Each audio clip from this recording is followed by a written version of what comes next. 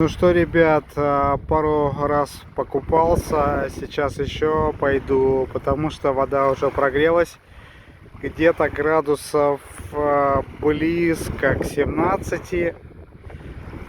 Немножко ножки сводит, но зато ощущения невероятные.